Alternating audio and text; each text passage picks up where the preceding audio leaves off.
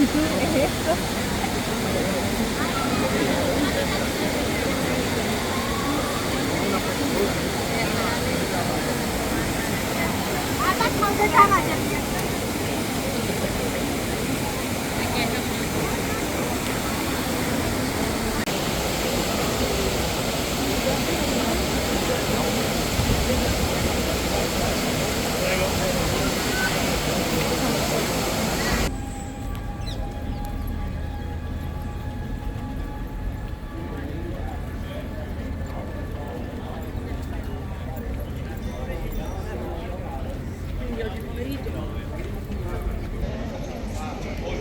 todo, el colosseum y salatito.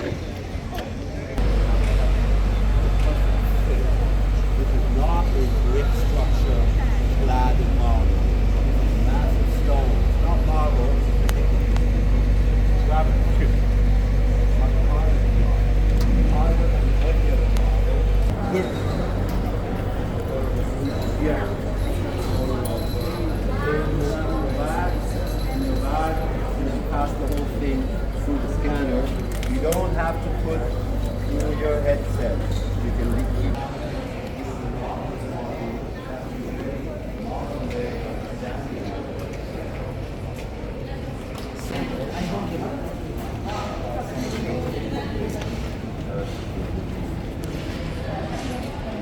But I'll tell you more about that.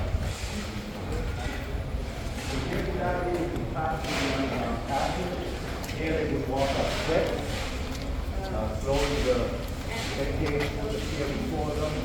Here they would start to hear the yells of the crowd. And then here they would start to faces.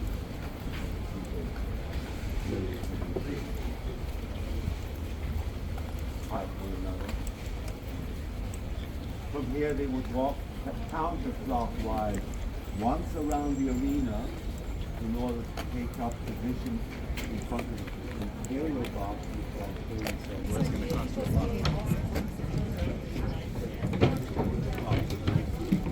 The idea of this was part of the bucket.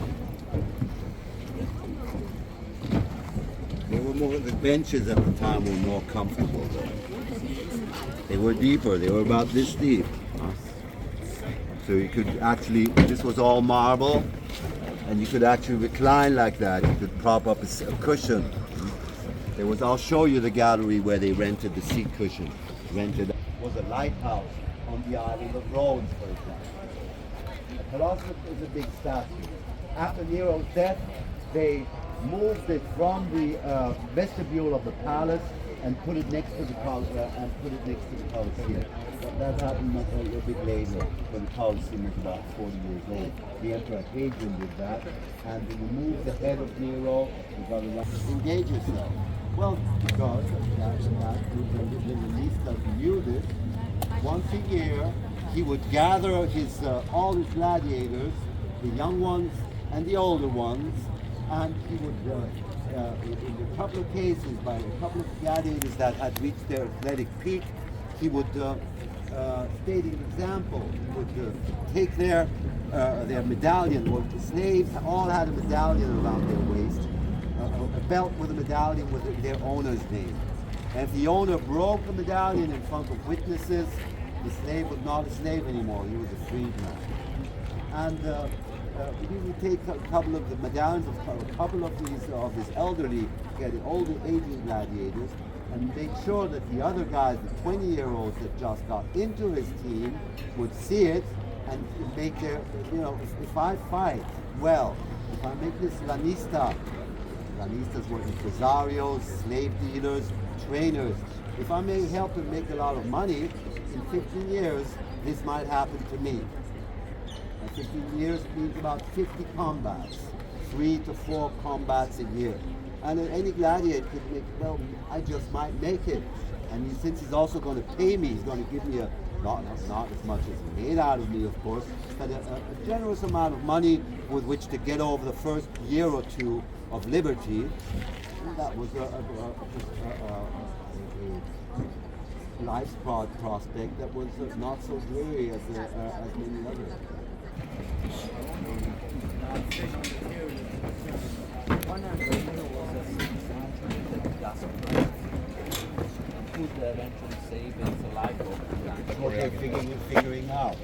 That's what they're figuring out right now. There's a new science that evolved starting from that elevator. It's only 50-year-old science. It's called archaeoengineering. Flavian, the finance used You need to consider that the with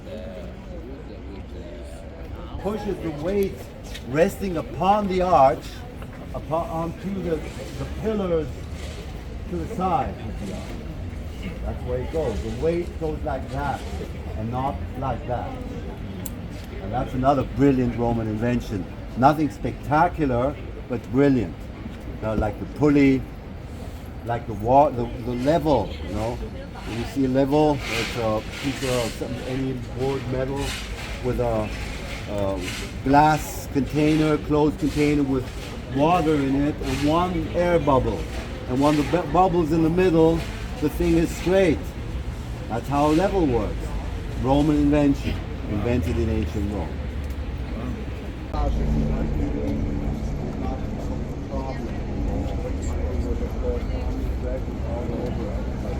And yes, 现在现在 The Roman archers invented that. Simply move this foot out and not separate.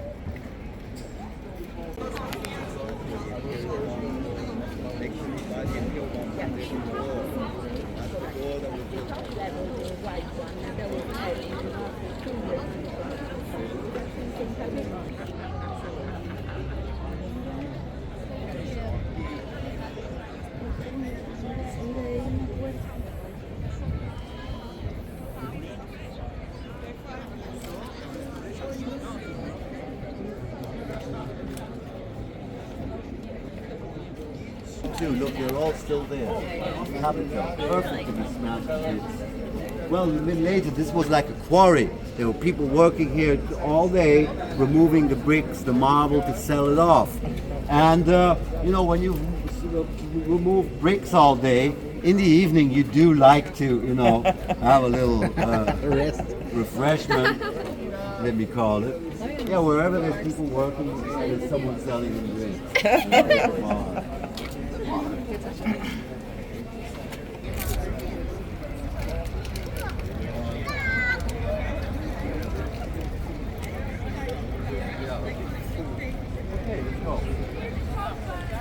Gods, two goddesses. Venus, goddess of love, Roma, goddess of the city. And knowing the Roman predilection for equilibrium, balance, they always like to balance. That lily is there for Mars. Paul the second. Paul the second.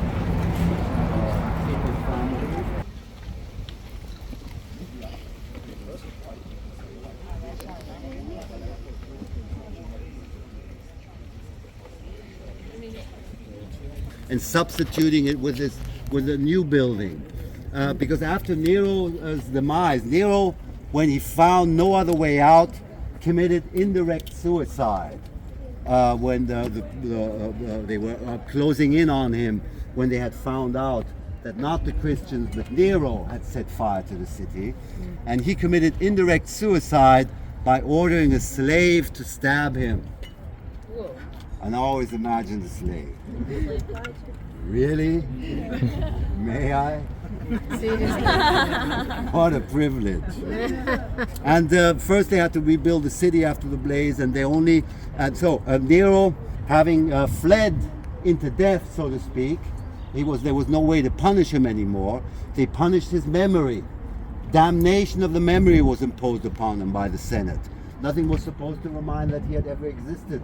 They defaced his portraits, they melted down the coins that showed his profile, and they even tore down the buildings that he had erected. And here Nero's palace was raised at about, they left this much standing and built a new palace on top of it. And this is what Domitian built to, this is the new palace of Domitian back there. We're going to see it in detail now. But first we start, we over here. This was his personal horse training stadium. He was a cavalry general, and there was no way that he spent the winter here when the war rested. You know why the month of March is named by the god of war, Mars, because they didn't have the war rested during the summer and started again in March, when the roads were less muddy. You know, when the soldiers didn't have to, you know, wear layers of clothing anymore. That's when the war started. So he spent the winter here, and this is where he exercised his riding skills. You know, when the war started again in March, there was no way he could present himself out of practice on the horse. You know, slouching in the saddle, that was not possible. He would lost all authority, and so this is where he practiced his riding skills. Beautiful collection of horses he must have had. Look, these are the stables. You can even see part of this from here. You can't see it that well. This part down there is closed. It's all only open sometimes. With stucco ceilings, probably gilded stucco ceilings for the horses. Fancy, luxurious horses. It's a bit, you know, people that collect whatever Porsches of 1940s, 50s, or Ferraris of the 1970s. They often have their cars in an air-conditioned garage. This is the air-conditioned garage of the Imperial times, the stucco ceiling.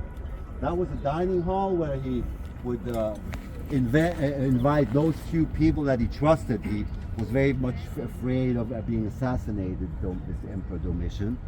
Probably other generals like him, other officers that he trusted. And there they would dine and have banquets and have these horses shown to them, ridden.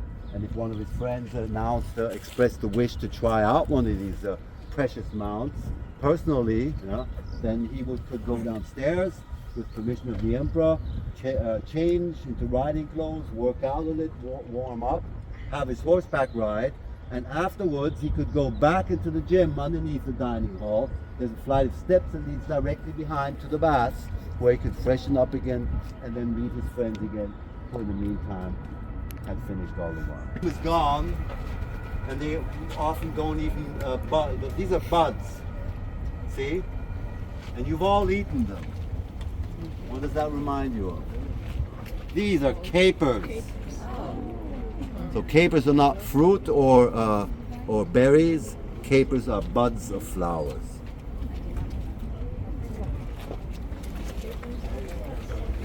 And they like to grow on rocks.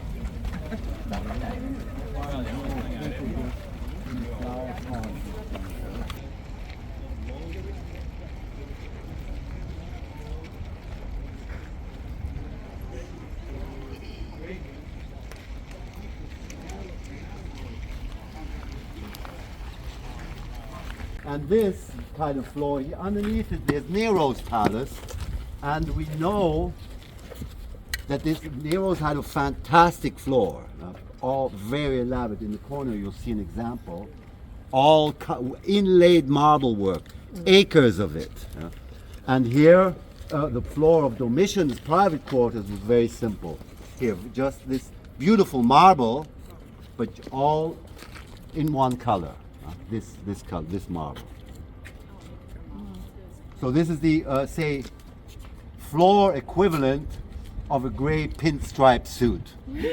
That was the image that Domitian wanted to give of himself. Not fancy, not Boy George. If you, which was Nero's way of appearance.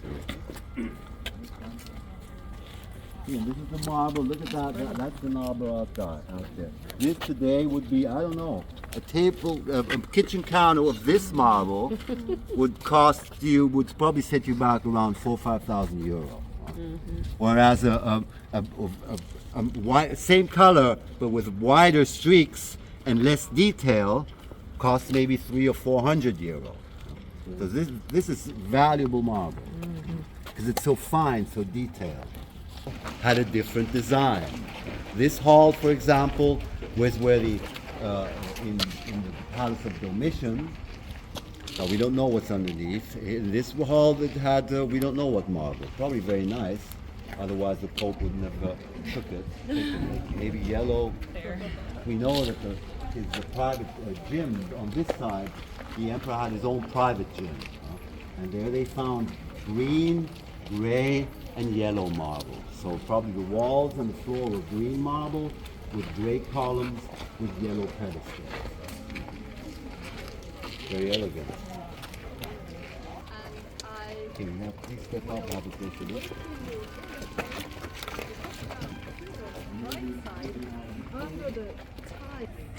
Anyway, that's where the hot water came out. See those two openings?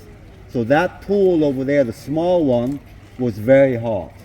And at a low marble ledge, when it got too hot, you would swim over that marble ledge on your tummy, smooth, into where here it was getting colder.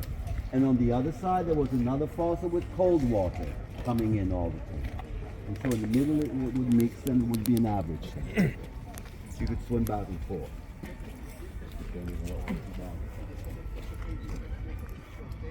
Yeah, the ancient Roman baths were all subdivided by a frigidarium, in which you could swim in large Decorations, by the way, this is a lovely picture with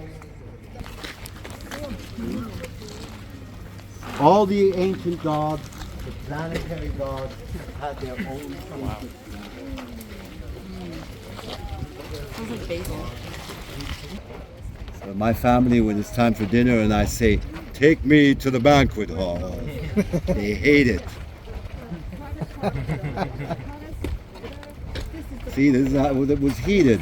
That's why it was, it's all kind of like wavy, almost surreal, like a marble lake almost. Beautiful. That's where the emperor sat. How do you know? Well, there's red porphyry in the floor. See? So it means that's the emperor's spot. Down there's the kitchen. The servants would come up with the platters and serve the emperor, and then serve the other guests of the banquet. After some centuries of anarchy, Charles, King of the Franks, and his friend Pope Leo III decided to try and resuscitate the ancient Roman Empire as a Christian state, and they founded the Holy Roman Empire, and Charles, King of the Franks, was crowned, he's known as Charlemagne, was crowned emperor in St. Peter's Church on Christmas Eve of the year 800. And when he spent the time he spent in Rome for his coronation, he lived here, because these palaces, over 300 years after the fall of the Western Roman Empire, were still perfectly utilizable. The roof was there, the heating, they fixed the heating. That's how good the Romans built. But then, 90 years later, the earthquake, and that was it. Also of Rome as a physical. What is this? From here you can see it, so don't say it. What's that? No? What part of the human body is this? foot. Oh, that's pretty good. Nobody goes like that. You have very good eye. See the beautiful sandal? No, I'll have my hand here. It just looks like She's the back of just the heel. she has a good eye for. Looks like a sandal strap. It's not the sandal strap. A young lady, this foot, definitely. Maybe Venus. Remember the Temple of Venus in Rome I showed you down there? Maybe that's where this statue is. I like structures here.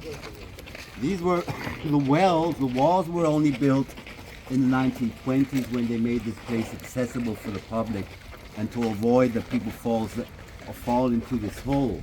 The holes were made during the Renaissance from this gang of painters who were getting more and more famous by the hour, by the day. Their main guy was Raphael, and they liked to go to these ancient buildings and dig holes, lower themselves down in the ancient halls below, and by candlelight copy the paintings, the Roman paintings they saw there, and reproduce them in the Vatican and make a lot of money. And that saved them a lot of designing because they had it, that was smart. But that was their secret. Nobody else did that. Touch it. See if you recognize what it is. You might have these in Georgia. I don't know. Looking at it, I don't know what it is. I haven't seen it. Cork. It's a cork oak. The cork is actually nature's anti-fire. Fire protection. When you have brush fires, then often the only trees that are still alive are the cork oak, because they have this protection. And the owner of the forest will decorticate it once every 10-15 years, sell the cork, and if this isn't done, the bark will burst open on its own. It doesn't grow with the tree. See? It'll burst open and spontaneously a new bark will form underneath. And the next time this is going to happen, pretty soon actually, it's along this fault line, it'll burst open and you'll see the beautiful rose pink, sort of rosy, like roses a bit, color of the trunk, and slowly a new bark. Knowing Francis, he's going to send someone to the hardware store with $5.99 get us a new hammer. See, that's the part of the Palace of Caligula. Those were probably offices with. Those aren't tiles. Those are actually little mosaic stones. You can't see it from here, but those are mosaics. And down there's a road. That's where the carts came into this with the wood necessary for the bath, all the food for all the people working here, living here, for the emperor himself. Memorial to the first king of Italy, King Victor Emmanuel. Now we want to step up a little, then we can see Titanic.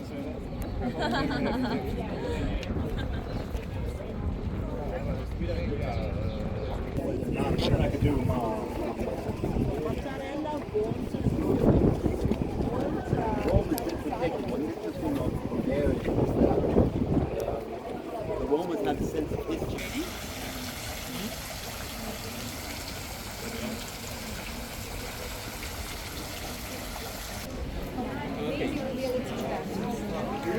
This is yours, and then you got some of the comes after. It was.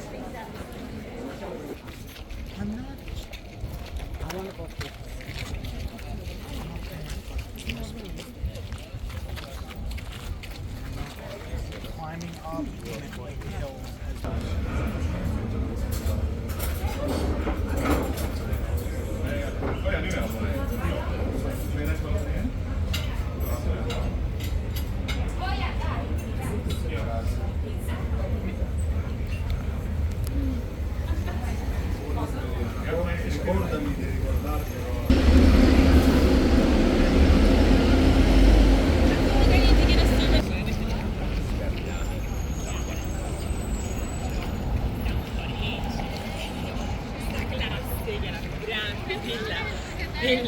dell'università sarebbe un centro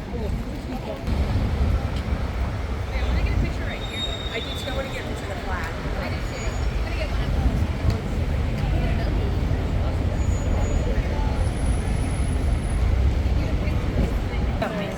Voilà. Mais alors, le Panthéon, qu'est-ce que ça veut dire? Panthéos, temple de tous les dieux. C'est le temple de tous les dieux, mais c'est le premier bâtiment qu'en 609 va être transformé dans ce que maintenant il est. Basilique de Saint-Médard.